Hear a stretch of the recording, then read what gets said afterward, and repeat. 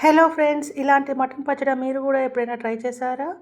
మటన్‌లో బోన్‌లెస్ మటన్‌లో ఉప్పు, పసుపు, అల్లం వెల్లుల్లిపాయ పేస్ట్ వేసి ముక్కలకు బాగా పట్టించాలి. ఇలా పట్టించడం వలన ముక్కలు అనేవి రుచిగా ఉంటాయి. ఈ పట్టించినటువంటి మటన్‌ని కుక్కర్‌లో వేసుకొని ఒక 5, 6 విజిల్లు వచ్చేంత వరకు మెత్తగా ఉడకనివ్వాలి. ఈ ఉడికినటువంటి మటన్‌ని వాటరు పోయే వరకు ఒక రంధ్రాల గిన్నెలో వడగట్టుకోవాలి. వడగట్టుకున్నటువంటి మటన్ ఒక అరగంట, పావుగంట, అరగంట సేపు పక్కన పెట్టుకోవాలండి. కొంచెం మొత్తం వాటర్ అంతా పోయేటట్టు. ఒక బాణాలు పెట్టుకొని అందులో తగినంత నూనె వేసుకొని మనం ఉడకబెట్టుకున్నటువంటి మటన్ ముక్కలను వేసి మంచిగా ఫ్రై చేసుకోవాలండి. డీప్ ఫ్రై చేసుకోవాలి. చాలా వరకు ఎక్కువ సేపు డీప్ ఫ్రై చేయొద్దండి. కొంచెము పైన లేయర్ అనేది బ్రౌనిష్ కలర్ వచ్చేంత వరకు క్రిస్పీగా వచ్చే వరకు ఫ్రై చేస్తే సరిపోతుంది. మనము మటన్ ముక్క ఎక్కువగా ఫ్రై చేస్తే అది గట్టి పడుతుంది. నములుతుంటే కూడా గట్టిగా ఉంటుంది. రుచి అసలుకు బాగోదు. కొంచెం మనకు పైన లేయర్ క్రిస్పీగా ఉంటే సరిపోతుంది. ఇందులోనే ఒక 75% వేగిన తర్వాత కొన్ని వెల్లుల్లిపాయలు దంచుకొని వేసుకోవాలి.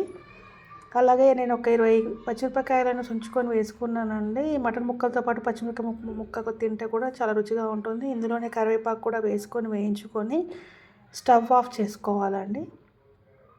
స్టవ్ ఆఫ్ చేసుకున్న తర్వాత ఒక 10-15 నిమిషాలకు కొంచెం చల్లారిన తర్వాత ఇందులో ఒక 2 గరం మసాలా పొడి వేసుకోవాలి. 2 స్పూన్ల ధనియాల పొడి వేసుకోవాలి.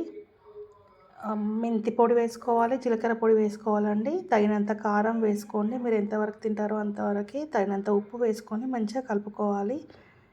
ఇలా కలుపుకుంటే ముక్కకి బాగా పడుతుంది. వేడి నూనెలో కంటే కొంచెం చల్లగా నూనెలో వేసుకుంటే చాలా బాగుంటుంది. ఇందులోనే వెల్లుల్లిపాయ ముక్కలు కూడా వేసుకోవాలి.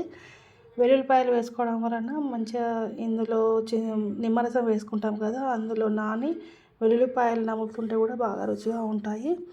ఈ కలిపిన దాంట్లో నేను ఒక 6 నిమ్మకాయలను పిండుకొని ఆ నిమ్మరసాన్ని వేసుకున్నానండి. పెద్ద నిమ్మకాయలు. నిమ్మరసం వేసుకొని కలుపుకోవాలి.